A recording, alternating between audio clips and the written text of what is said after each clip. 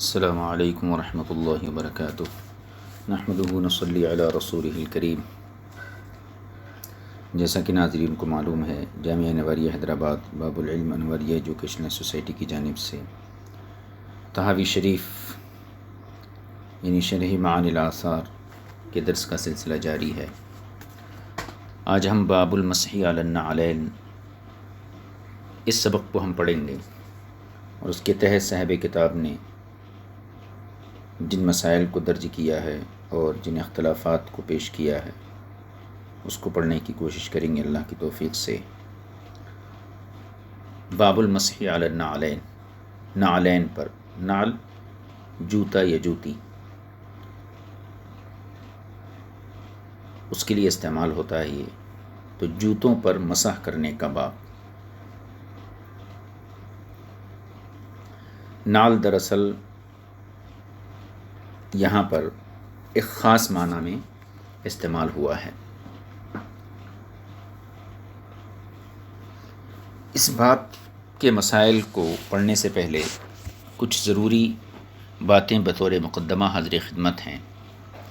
وہ یہ کہ جن چیزوں پر مسح کرنا ممکن ہے ان کے کل 6 اقسام ہیں۔ نمبر 1، وہ موزہ جو پورے کا پورا چمڑے سے بنا ہوا ہو، اس کو خف کہا جاتا ہے۔ خف پر مسح کرنا بالاتفاق جائز ہے۔ دوسرا، وہ موزہ جو سوت اور اون کا بنا ہوا ہو اور اس کے اوپر نیچے چمڑا لگا ہوا ہو، اس کو جورب مجلد کہا جاتا ہے۔ اس پر بھی مسح کرنا بالاتفاق جائز ہے۔ اور یہ 2 ہو گئے۔ 3 نمبر، جو موزہ سوت یا اون کا بنا ہوا ہو اور صرف نیچے کی جانب چمڑا لگا ہوا ہو تو اس کو جورب منعل کہا جاتا ہے۔ اس پر بھی مسح کرنا جائز ہے۔ یہ 3 قسم کے موزے ہو گئے۔ چوتھا، جو سوت یا اون کا بنا ہوا ہو اور دبیز ہو، موٹا ہو، اس کو جورب ثقین کہا جاتا ہے۔ اور اس کے بارے میں البتہ علماء کے 2 مذہب ہیں۔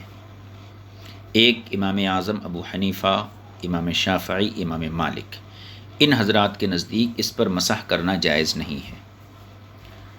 دوسرا مذہب جو ہے اس میں امام ابو یوسف اور امام محمد احناف میں سے، ان کے علاوہ سفیان ثوری وغیرہ، ان کے نزدیک 3 شرطوں کے ساتھ مسح کرنا جائز ہے۔ کس پر؟ جورب ثقین کے اوپر۔ امام اعظم کے یہاں جائز نہیں ہے، امام ابو یوسف اور امام محمد کے یہاں 3 شرطوں کے ساتھ جائز ہے۔ پہلی شرط، جورب ثقین یعنی موٹا اور دبیز ہو۔ 2 نمبر، پیروں سے چپکا ہوا ہو۔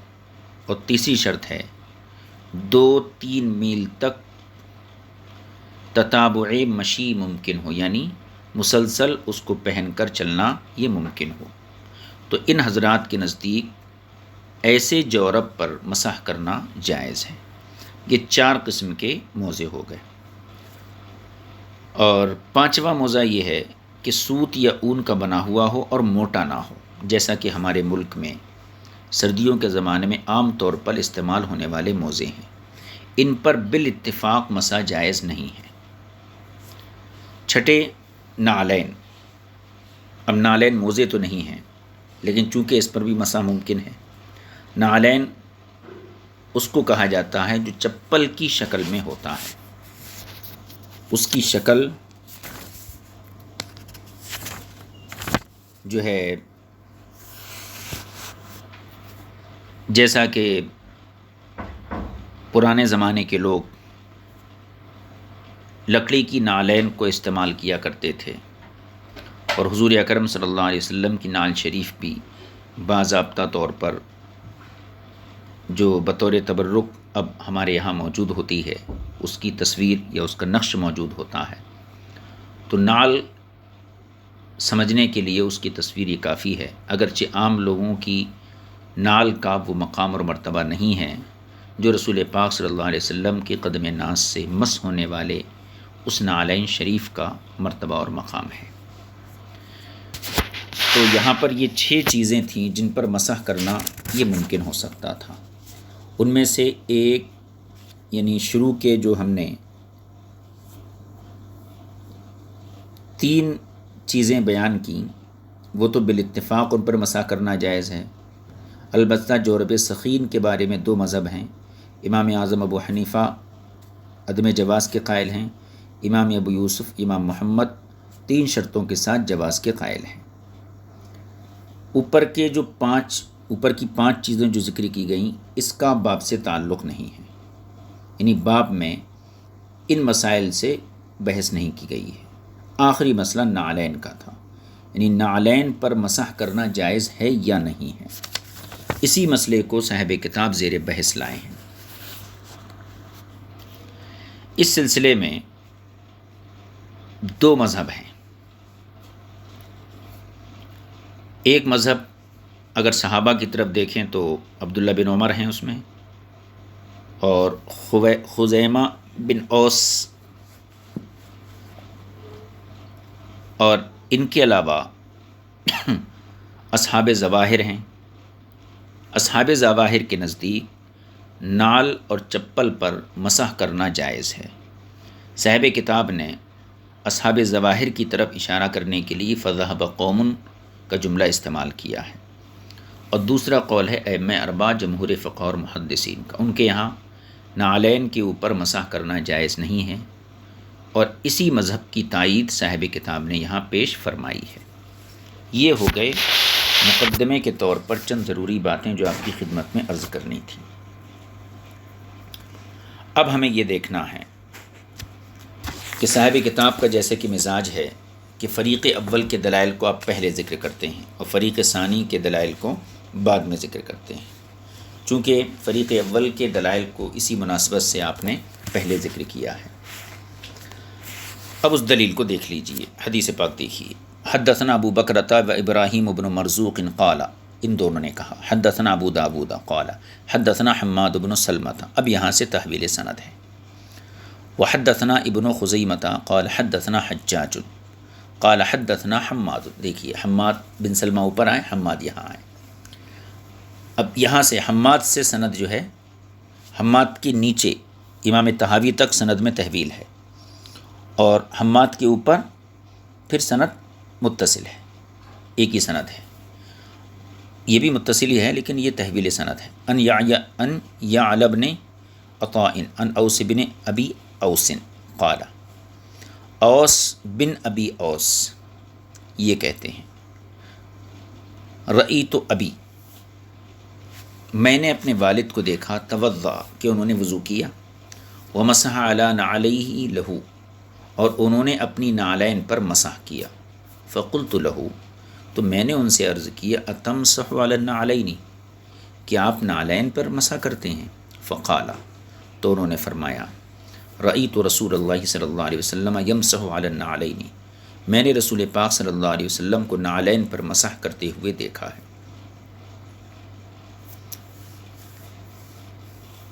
یہ حدیث ہو گئی اوس بن ابی اوس کی، جس میں ان کے والد یعنی ابو اوس، ان کے والد کا عمل ہے، اور انہوں نے پھر اپنے عمل کے بعد رسول پاک صلی اللہ علیہ وسلم کا عمل بھی نقل کیا، تو گویا کہ حضور سے یہ عمل نقل کیا کہ حضور نعلین پر مسح فرمایا کرتے تھے۔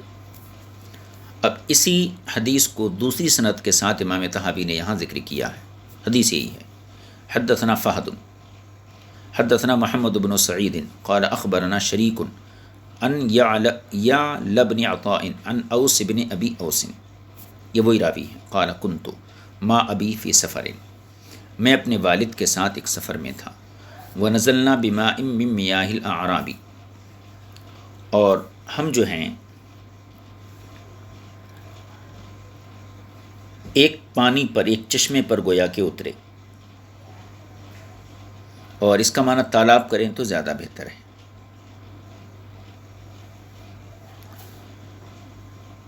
وَنَزَلْنَا بِمَاءٍ مِّن مِّيَاهِ الْأَعْرَابِ، اور ہم جو ہے دیہاتوں کے تالابوں میں سے کسی تالاب پر اترے، فبالا، تو اپنے والد کے بارے میں بیان کرتے ہیں کہ میرے والد نے وضو کیا، یعنی ابو اوس نے، وہ مسح علی نعلیہ، اور اپنی نالین پر مسح کیا۔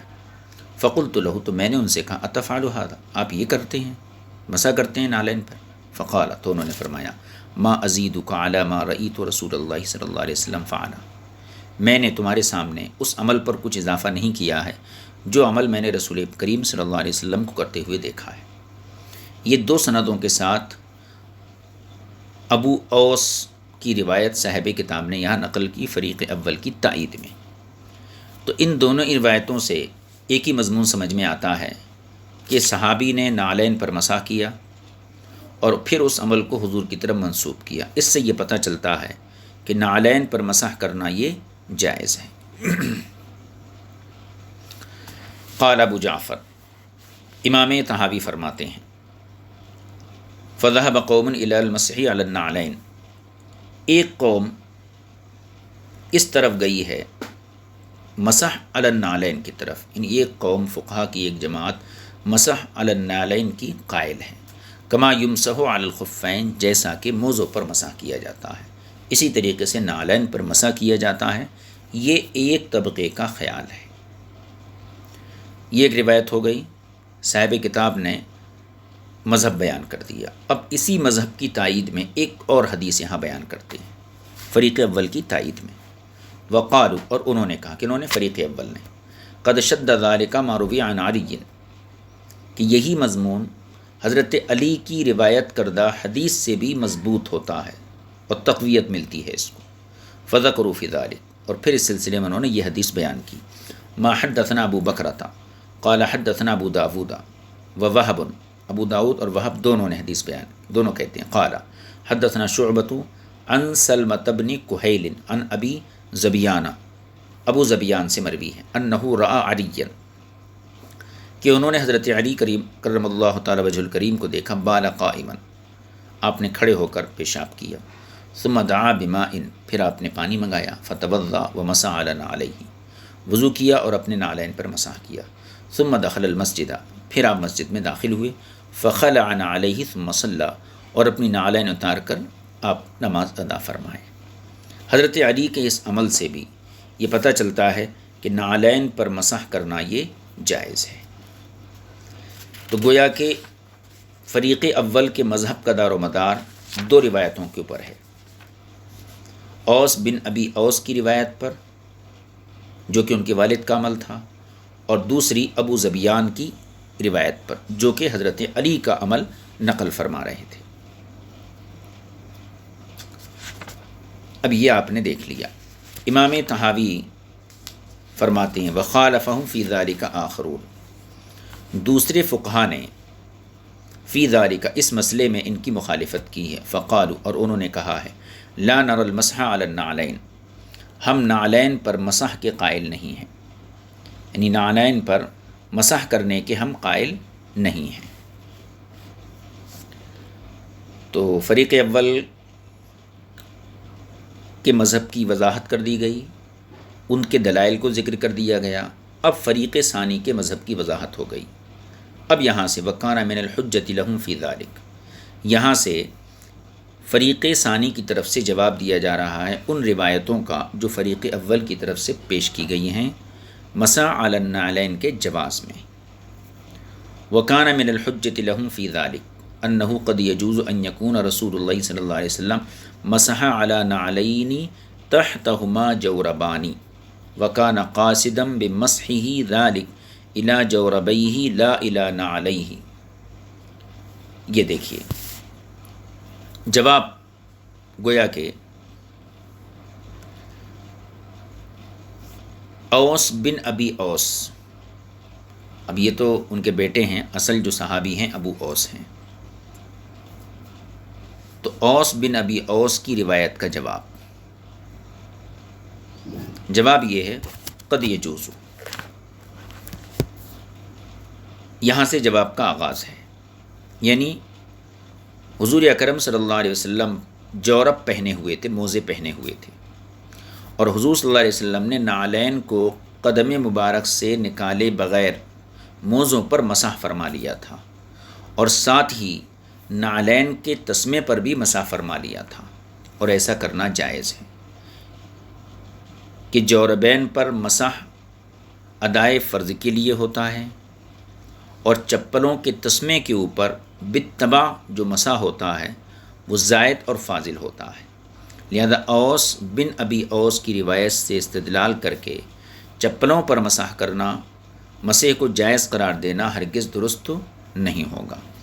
یہ جواب ہوا اوس بن ابی اوس کی روایت کا۔ یعنی مطلب یہ ہے کہ حضور صلی اللہ علیہ وسلم اصل میں موزے پہنے ہوئے تھے، اور آپ کا ارادہ موزوں پر ہی مسح کرنے کا تھا، نعلین پر نہیں۔ لیکن چونکہ آپ کے دونوں موزے جو ہے وہ نعلین سے ملے ہوئے تھے، تو آپ نے موزوں پر مسح بھی کیا اور نعلین پر بھی مسح کیا۔ تو گویا کہ حضور کا مقصود صرف نعلین پر مسح کرنا نہیں تھا، بلکہ مقصود موزوں پر مسح کرنا تھا، جو کہ فرض کے درجے میں تھا مثلا، اور نعلین پر جو مسح کیا آپ نے وہ گویا کہ اضافی طور پر کیا۔ اس کا ترجمہ دیکھ لیجیے، وَكَانَ مِنَ الْحُجَّةِ لَهُمْ فِي ذَلِكَ، اور ان کے لیے یعنی ائمہ اربعہ کے لیے، فی ذالک اس مسئلے میں دلیل یہ ہے انہ قد یجوز کہ یہ جائز ہے،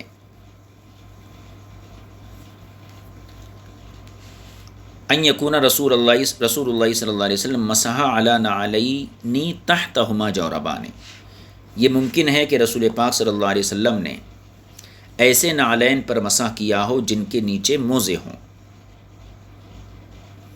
کہ نیچے موزے ہوں۔ وکان قاصدا بمسحہ ذلک الی جوربیہ، اور حضور کا مقصود اس مسح سے جوربین ہو، یعنی جوربین پر مسح کرنا مقصود ہو، لا الی نعلیہ، نعلین پر مسح کرنا مقصود نہ ہو، نعلین پر مسح کرنا مقصود نہ ہو۔ وجورباہ مما لو کان علیہ بلا نعلین، اور حضور اکرم صلی اللہ علیہ وسلم کے جو موزے تھے ہو سکتا ہے وجورباہ مما، اور حضور کے موزے مما اسی چیز کے بنے ہوئے تھے، لو کان علیہ بلا نعلین،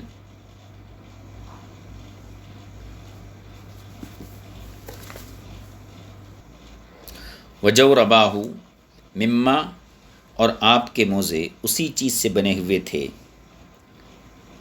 لو کان علیہ بلا نعلین، جن کو بغیر نعلین کے پہنا جائے، ان کے جن کو جوتوں کے بغیر پہنا جائے، جاز لہ ان یمسح علیہما، تو پھر ان پر مسح ہو سکتا ہے۔ فکان مسحہ ذالک مسحا، تو حضور اکرم صلی اللہ علیہ وسلم کا اس پر مسح کرنا ایسا مسح تھا، اراد بہ الجوربین، جس سے آپ کا مقصود جوربین پر مسح کرنا تھا۔ فأتى ذلك علی الجوربین والنعلین، چنانچہ حضور اکرم صلی اللہ علیہ وسلم نے حصول طہارت کے لیے تو جوربین پر مسح کیا، فأتى ذلك علی الجوربین والنعلین، حضور نے جوربین یعنی موزوں اور نعلین دونوں پر مسح کیا۔ فکان مسحہ علی الجوربین هو الذی تطہر بہ، تو جوربین پر آپ کا مسح کرنا یہ تطہیر کے لیے تھا، طہارت کے لیے تھا۔ ومسحہ علی النعلین فضل، اور نعلین پر مسح کرنا یہ گویا کہ زائد عمل تھا۔ تو اس جواب کا خلاصہ یہ ہوا کہ حضور اکرم صلی اللہ تعالی علیہ وسلم سے جو روایت اوپر ذکر کی گئی اوس بن ابی اوس کی، تو اس کا جواب یہ دیا گیا کہ حضور اکرم صلی اللہ علیہ وسلم نے ایسے نعلین پر موزہ کیا کہ آپ کے قدموں کے نیچے جوربین تھے، یعنی موزے تھے، اور حضور کا مقصود موزوں پر مسح کرنا تھا، نعلین پر مسح کرنا نہیں تھا، اور حضور کے موزے جو ہے ایسی چیز کے ہی بنے ہوئے تھے کہ جن کو بغیر نالین پہنا جا سکتا ہے، تو اگر ایسے موزے ہوں تو پھر ان پر مسح کرنا جائز ہے۔ لہذا حضور کا مسح اصل میں موزوں کے لیے تھا، لیکن آپ نے وہ مسح موزوں پر اور نالین دونوں پر کیا، تو گویا کہ موزوں پر جو مسح تھا وہ طہارت کے لیے تھا، اور نالین پر جو مسح تھا وہ زائد تھا۔ یہ توجیہ صاحب کتاب نے بیان کی۔ وقد بین ذالک، اب یہاں سے یہ بیان فرما رہے ہیں کہ حضور اکرم صلی اللہ علیہ وسلم کے عمل کی جو توجیہ ہم نے پیش کی، یہی توجیہ حدیث پاک سے بھی ثابت ہوتی ہے۔ وقد بین ذالک، کہ رسول پاک صلی اللہ علیہ وسلم کے اس عمل کو وہ روایت واضح کر رہی ہے جو ہم سے ما حدثنا علی بن معبد، علی بن معبد نے بیان کی ہے جو روایت۔ قال حدثنا المعل بن منصور قال حدثنا عیسی بن یونس عن ابی سنان عن الضحاک بن عبد الرحمن عن ابی موسیٰ ان رسول اللہ صلی اللہ علیہ وسلم مسح علی جوربیہ ونعلیہ۔ یہ حدیث ہے ابو موسیٰ اشعری کی کہ بے شک حضور صلی اللہ علیہ وسلم نے اپنے موزوں اور اپنے نعلین پر مسح کیا۔ تو اس کا کیا مطلب ہے؟ اس کا مطلب یہی ہے کہ آپ موزے بھی پہنے ہوئے تھے، تو موزوں پر جو آپ کا مسح تھا وہ مقصود تھا، وہ تطہیر کے لیے تھا، اور نعلین پر جو مسح تھا وہ زائد تھا۔ تو ہم نے جو توجیہ اور جو احتمال اوس بن ابی اوس کی روایت میں ذکر کیا، تو وہی احتمال یہاں حضرت ابو موسیٰ اشعری رضی اللہ تعالی عنہ سے نص کے طور پر ہمیں حاصل ہو گیا۔ تو اس سے پتہ یہ چلتا ہے کہ رسول پاک صلی اللہ تعالی علیہ وسلم نے نعلین پر مسح نہیں کیا تھا، آپ کا مقصود موضوع پر مسح کرنا تھا۔ آگے دیکھیے، حدثنا ابو بکرۃ و ابن ورزوق قال حدثنا ابو عاصم عن سفیان الثوری۔ یہ سفیان ثوری سے مروی ہے، اور وہ ابو قیس وہ حذیل بن شرحبیل عن المغیرۃ بن شعبۃ عن رسول اللہ صلی اللہ علیہ وسلم بمثلی، یعنی مغیرہ بن شعبہ سے بھی اسی قسم کی حدیث مروی ہے۔ فأخبر ابو موسیٰ والمغیرۃ عن مسح النبی صلی اللہ علیہ وسلم علی نعلیہ کیف کان منہ۔ تو ان دونوں حضرات نے، یعنی مغیرہ بن شعبہ نے اور ابو موسیٰ اشعری نے، ان دونوں حضرات نے یہ خبر دی کہ نبی کریم صلی اللہ علیہ وسلم اپنی نعلین مبارک پر جو مسح کرتے تھے اس کی کیا صورت تھی، اس کی کیا صورت تھی۔ وہ کیا بیان کی کہ مسح علی الجوربیہ علی جوربیہ و نعلیہ۔ تو ابو موسیٰ اشعری نے یا مغیرہ بن شعبہ نے نعلین پر مسح کرنے کی جو کیفیت تھی اس کیفیت کو جو ہے بیان فرمایا۔ وقد رویہ، یہاں سے اور مزید تائید ہوتی ہے ہمارے پیش کردہ احتمال کی۔ وقد رویہ عن ابن عمر فی ذلک وجہ آخر، ایک توجیہ تو یہ پیش کی کہ حضور اکرم صلی اللہ علیہ وسلم کا مقصد نعلین پر مسح کرنا نہیں تھا، موزوں پر مسح کرنا تھا، لیکن آپ نے نعلین پر بھی مسح کیا، وہ تطہیر کے لیے نہیں، وہ زائد تھا۔ موزوں پر جو مسح کیا وہ طہارت کے لیے کیا۔ تو ایک توجیہ تو یہ ہو گئی، اور اس توجیہ کی تائید کس سے ملی ہمیں؟ ابو موسیٰ اشعری سے اور مغیرہ بن شعبہ سے۔ البتہ حضرت عبداللہ بن عمر رضی اللہ تعالی عنہ سے حضور کے مسح کی ایک اور توجیہ منقول ہے، وہ دوسری توجیہ ہے۔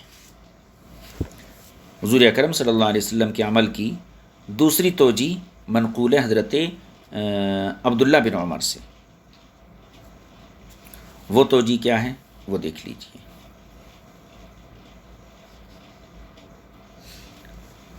صاحب کتاب فرماتے ہیں حدثنا ابن ابی داود قال حدثنا احمد بن الحسین اللہبی قال حدثنا ابن ابی فدیک عن ابن ابی ذئب عن نافع ان ابن عمر، نافع ابن عمر سے روایت کرتے ہیں۔ اس روایت کو سننے سے پہلے ذہن میں رکھیے کہ حضرت عبداللہ بن عمر کی ایک روایت جو گزشتہ باب میں آئی تھی، یعنی جہاں پر باب فرض الرجلین فی الوضوء، یعنی وضو میں پیروں کا دھونا فرض ہے، اس باب کے تحت ایک حدیث آئی تھی ابن عمر کی ویل للأعقاب من النار سے، جو منسوخ ہے۔ اس حدیث سے یہاں استدلال کیا جاتا ہے۔ اب حدیث پاک دیکھیے، حدثنا ابن ابی داود، یہ سند پڑھ لیے، ان ابن عمر، حضرت عبداللہ بن عمر، کان اذا توضأ ونعلاه في قدمه مسح على ظهور قدميه بيديه، حضرت ابن عمر جب وضو فرماتے تو آپ کے دونوں نال آپ کے قدموں میں ہوتے تھے، یعنی آپ نالین پہنے ہوئے ہوتے تھے۔ مسح علی ظہور قدمیہ، آپ اپنے قدموں کے اس حصے پر مسح کرتے تھے جو نظر آتے تھے، بیدیہ اپنے ہاتھوں سے۔ ویقول، اور کہتے تھے، کان رسول اللہ صلی اللہ علیہ وسلم یصنع ھکذا، حضور اکرم صلی اللہ علیہ وسلم ایسا ہی کیا کرتے تھے۔ اب اس حدیث پاک میں دیکھیے، حضرت ابن عمر کا یہ عمل ہے کہ وہ نالین پہنے پہنے وضو کرتے تھے، تو جتنا قدم کا حصہ ظاہر ہوتا اس پر مسح کر لیتے، اور ساتھ میں یہ کہتے کہ حضور اکرم صلی اللہ علیہ وسلم اسی طرح کیا کرتے تھے۔ تو ابن عمر کے اس قول سے کیا پتہ چلا؟ فأخبر ابن عمر ان رسول اللہ صلی اللہ علیہ وسلم قد کان فی وقت ما یمسح علی نعلیہ یمسح علی قدمیہ، تو گویا حضرت عمر نے یہ خبر دی کہ رسول پاک صلی اللہ تعالی علیہ وسلم فی وقت ما، کسی وقت بھی، یمسح علی نعلیہ یمسح علی قدمیہ، کسی وقت آپ اپنے قدمین شریفین پر مسح کرتے ہوئے جوتوں پر بھی مسح فرما لیتے تھے۔ قد کان فی وقت ما یمسح علی نعلیہ یمسح علی قدمیہ، کبھی کبھی رسول پاک صلی اللہ علیہ وسلم اپنے قدمین شریفین پر مسح کرتے ہوئے جوتوں پر بھی مسح، نعلین پر بھی مسح کر لیا کرتے تھے۔ فقد یحتمل،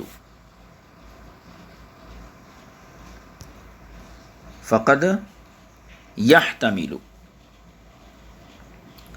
ان یکون ما مسح علی قدمیہ هو الفرض وما مسح علی نعلیہ کان فضلا، تو ممکن ہے کہ حضور کا وہ مسح جو آپ کے قدموں پر تھا وہ فرض ہو، اور جو مسح آپ کے نعلین پر تھا وہ زائد ہو، یعنی فرض سے زائد ہو۔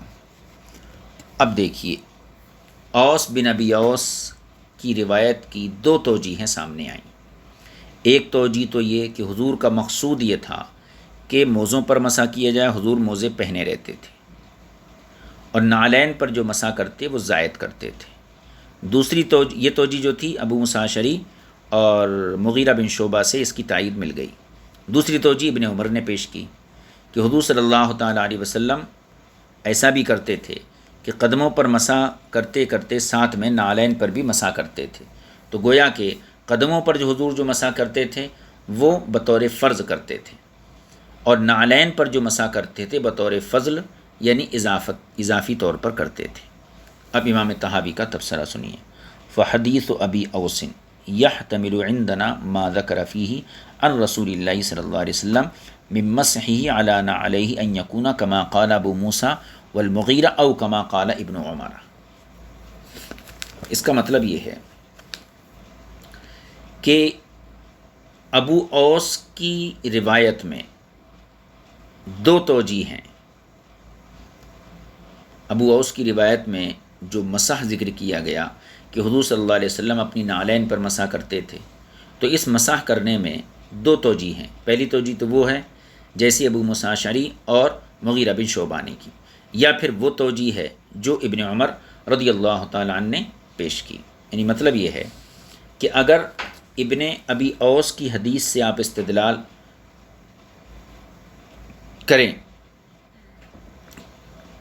کہ ابن ابی اوس کی حدیث میں جو ہے موضوع نعلین پر مسح کرنا ثابت ہے، تو اس کا جواب ہم یہ دیں گے کہ یہ روایت دو حال سے خالی نہیں، یا تو پیروں پر جو ہے موزے پہنے ہوئے ہوں اور موزوں اور نعلین دونوں پر مسح کرنا مراد ہو، جیسے کہ ابو موسیٰ اشعری اور مغیرہ بن شعبہ کی روایت سے ظاہر ہوتا ہے، اور یا اوس بن اوس کی روایت میں حضرت عبداللہ بن عمر کی روایت کی طرح جو ہے موزوں کے نہ ہوتے ہوئے قدمین پر مسح کرنا مراد ہو، کیونکہ چپلوں پر مسح گویا قدموں پر مسح کرنا ہوتا ہے۔ تو اگر اوس بن ابی اوس کی روایت کو مغیرہ بن شعبہ یا ابو موسیٰ اشعری کی روایت کی طرح قرار دی جائے تو ہم کو تسلیم ہے کہ دونوں روایتوں کے درمیان تطبیق ظاہر ہے، اور اگر عبداللہ بن عمر کی روایت کی طرح اس کو قرار دیا جائے تو پھر ابن عمر کی روایت کا منسوخ ہونا ما قبل میں واضح ہو چکا ہے، جو باب آیا تھا اس میں واضح ہو چکا ہے۔ تو اوس بن اوس کی روایت بھی عبداللہ بن عمر کی روایت کی طرح منسوخ ہو جانا ثابت ہوتا ہے، لہذا اوس بن اوس کی روایت کو یہاں پر دلیل کے طور پر پیش کرنا یہ جائز نہیں ہے۔ اب یہ اس کا ترجمہ کیجیے۔ فرماتے ہیں فحدیث ابی اوس یحتمل عندنا، پس اوس یعنی ابی اوس کی حدیث، ابی اوس والی روایت ہمارے نزدیک وہی، یحتمل عندنا ما ہمارے نزدیک وہی احتمال رکھتی ہے، ذکر فیہ عن مسح عن رسول اللہ صلی اللہ علیہ وسلم من مسح علی نعلیہ، کہ جس روایت میں حضور کا اپنے نعلین پر مسح کرنا مذکور ہے، تو وہ روایت ہمارے نزدیک وہی احتمال رکھتی ہے، کما قال ابو موسیٰ والمغیرہ، جیسا کہ ابو موسیٰ اور مغیرہ بن شعبہ نے کہا، یا پھر وہ احتمال رکھتی ہے جیسا ابن عمر نے کہا۔ فَإِذَا كَانَ كَمَا قَالَ أَبُو مُوسَىٰ وَالْمُغِيرَةُ، تو اگر ابو اوس کی حدیث ابو موسیٰ اشعری اور مغیرہ بن شعبہ کے احتمال کی طرح ہے، فَإِنَّا نَقُولُ بِذَلِكَ، تو ہم بھی اسے تسلیم کرتے ہیں، کیوں؟ لِأَنَّ لَا نَرَى بَأْسًا بِالْمَسْحِ عَلَى الْجَوْرَبَيْنِ إِذَا كَانَ صَفِيقَيْنِ، کہ ہم موزوں پر مسح کرنے میں کوئی حرج نہیں سمجھتے ہیں جبکہ وہ موٹے ہوں۔ قد قال ذلك ابو یوسف و محمد، یہ قول ہے امام ابو یوسف اور امام محمد کا کہ اگر موزے موٹے ہوں تو پھر ان پر مسح کرنے میں کوئی حرج نہیں۔ واما ابو حنیفہ، اور رہے امام اعظم ابو حنیفہ، فإنه كان لا يرى ذلك حتى يكون صفيقين ويكون مجلدين، البتہ امام اعظم فإنه كان لا يرى ذلك، وہ اس مسح کو جائز نہیں سمجھتے ہیں موزوں پر، یہاں تک کہ حتی یکونا صفیقین و یکونا مجلدین، یعنی وہ دونوں موزے موٹے بھی ہوں اور مجلد بھی ہوں۔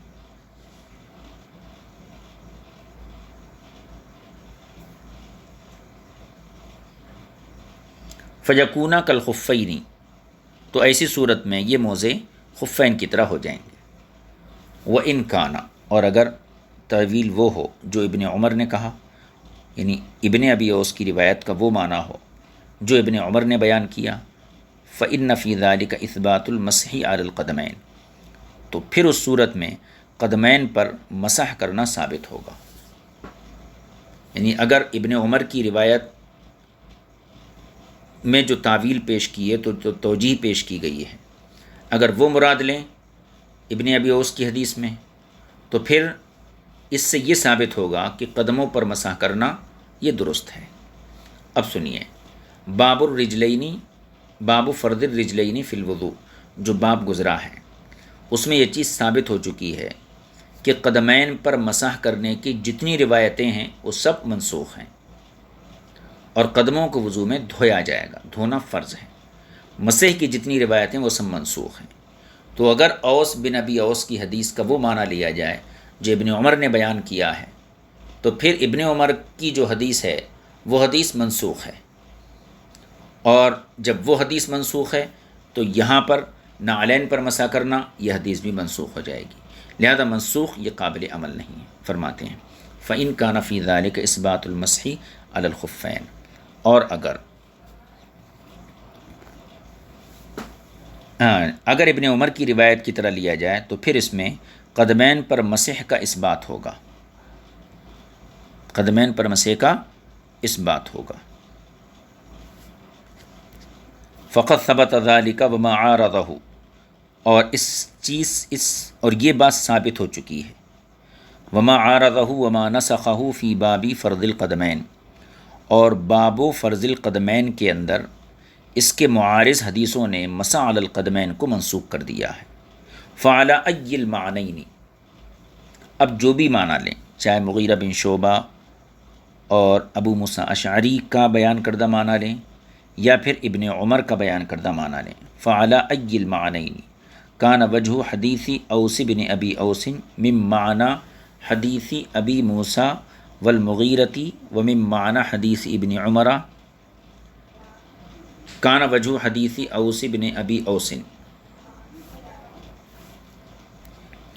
چاہے اوس بن اوس کی حدیث کی وہ توجیہ لیں جو ابو موسیٰ اشعری اور مغیرہ بن شعبہ کی حدیث سے سمجھ میں آئی، ومن معنی حدیث ابن عمر، یا پھر وہ توجیہ لیں جو ابن عمر کی حدیث سے سمجھ میں آئی، فلیس فی ذلک ما یدل علی جواز المسح علی النعلین، ان میں سے کوئی بھی معنی اس بات پر دلالت نہیں کرتا ہے کہ جس سے مسح علی القدمین نعلین کا جواز ثابت ہو جائے۔ تو اب اوس بن اوس کی حدیث یہ محتمل ہو گئی، فلما احتمل حدیث اوس ما ذکرنا ولم یکن فیہ حجۃ فی جواز المسح علی النعلین، تو جب اوس بن اوس کی حدیث محتمل ہو گئی جیسا کہ ہم نے ذکر کیا دو معنوں کی، ولم یکن فی حجۃ، اور اس حدیث میں کوئی دلیل نہیں ہے نعلین پر مسح کرنے کے جواز کے سلسلے میں، التمسنا ذالک من طریق النظری، تو پھر ہم نے اس کا حکم نظر کے طریقے سے تلاش کرنا چاہا، لنعلم کیف حکمہ، تاکہ ہم اس یقین تک پہنچ جائیں کہ آخر نعلین پر مسح کرنے کا حکم آخر کیا ہے۔ تو قیاس کے طریقے سے ہم نے اس کو جاننے کی کوشش کی۔ اب امام طحاوی کا قیاس دیکھیے۔ اب قیاس یہ ہے، فرماتے ہیں فرأینا الخفین اللذین قد جوز المسح علیہما اذا تحرقا، یہ ہے قیاس، یعنی ہم غور کرتے ہیں کہ خفین پر مسح کا جواب موزوں پر مسح کرنے کا جواز پختہ روایات سے ثابت ہے، یعنی موزوں پر مسح کرنا یہ ثابت ہے۔ موزوں سے مراد خفین، خفین پر مسح کرنا ثابت ہے، لیکن اس کی ایک شرط ہے کہ وہ موزے پھٹے ہوئے نہ ہوں، یعنی اتنی پھٹن نہ ہو جس سے قدمین کا اکثر حصہ، پورا حصہ یا اکثر حصہ ظاہر ہو جائے، اور اگر زیادہ پھٹن ہے اور قدموں کا اکثر حصہ ظاہر ہوتا ہے تو پھر موزوں پر بھی مسح جائز نہیں ہے، بلکہ اس کی بقا کے لیے موزے کا پاؤں پر باقی رہنا ضروری ہے، ورنہ موزہ اترنے سے مسح جاتا رہے گا۔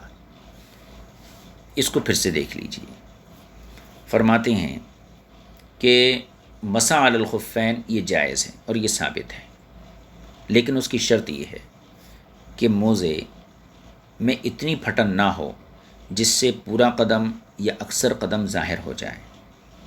اگر پورا قدم یا اکثر قدم ظاہر ہو رہا ہے تو ایسی صورت میں موزوں پر مسح کرنا بھی جائز نہیں ہے، ٹھیک ہے، اور اس بات پر اجماع ہے۔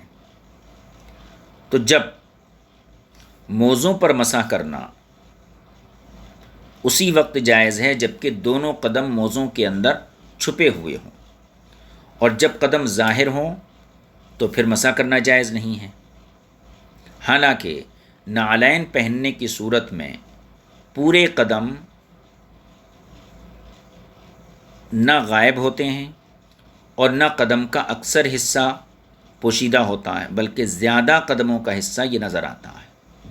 تو جب موزوں کی صورت میں اگر ایسی پھٹن ہو کہ اکثر قدم نظر آتا ہو تو اس پر مسح کرنا جائز نہیں ہے، تو پھر نعلین کی صورت میں تو یقینی طور پر قدم کا اکثر حصہ نظر آتا ہے، تو پھر نعلین پر مسح کرنا کیسے جائز ہو جائے گا؟ تو قیاس کا بھی یہی تقاضا ہے کہ نعلین پر مسح کرنا یہ جائز نہیں ہونا چاہیے۔ اب اس کا ترجمہ دیکھ لیجیے، دیکھیے ترجمہ یہ ہے، فرعین الخفین اللذین، پس ہم نے دونوں پس ہم نے غور کیا کہ الخفین اللذین قد جوز المسح علیہما، کہ وہ موزے کہ جن پر مسح کرنا جائز ہے اس کی شرط یہ ہے اذا تخرقا،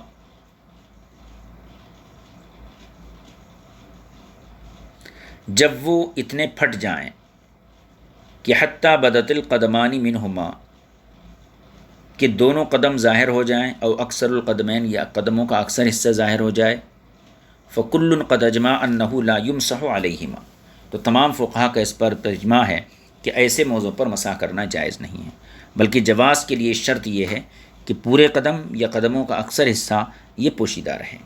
فلما کان المسح علی الخفین، تو جب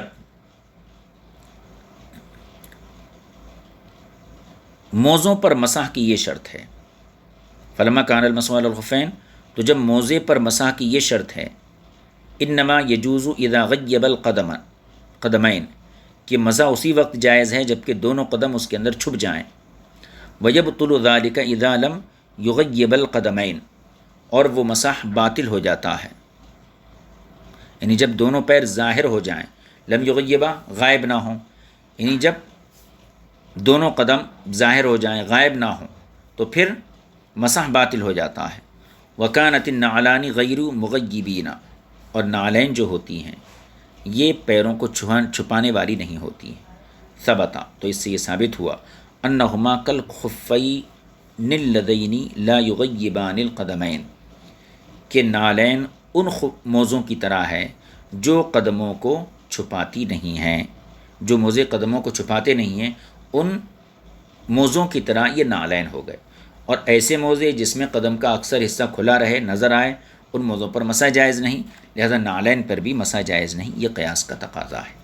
یہ بات مکمل ہو گئی۔ اب ایک چیز یہاں دیکھنا باقی ہے، وہ یہ، صاحب کتاب نے فریق اول کی طرف سے 2 روایتیں ذکر کی تھیں، ایک اوس بن ابی اوس کی، اس کا جواب تو دے دیا، 2 توجیہیں بیان کی، ایک مغیرہ بن شعبہ کے حوالے سے اور ایک ابو موسیٰ اشعری کے حوالے سے، ایک تو، اور دوسری توجیہ ابن عمر کے حوالے سے، ٹھیک ہے۔ لیکن حضرت علی کا بھی ایک عمل پیچھے گزرا کہ حضرت علی نے بھی نعلین پر مسح کیا، تو پھر حضرت علی کی دلیل کا کیا جواب دیا جائے گا، اس کا جواب سن لیجئے۔ حضرت علی کی روایت گزری تھی پیچھے، اس روایت پر ایک نظر ڈال لیجئے۔ یہ روایت ہے، دیکھیے، بال قائما ثم دعا بماء فتوضا ومسح على نعلیہ ثم دخل المسجد فخلع نعلیہ ثم صلی، یہ حضرت علی کی روایت ہے جس پر نعلین پر مسح کرنا ثابت ہو رہا ہے، اس کا جواب سن لیجیے۔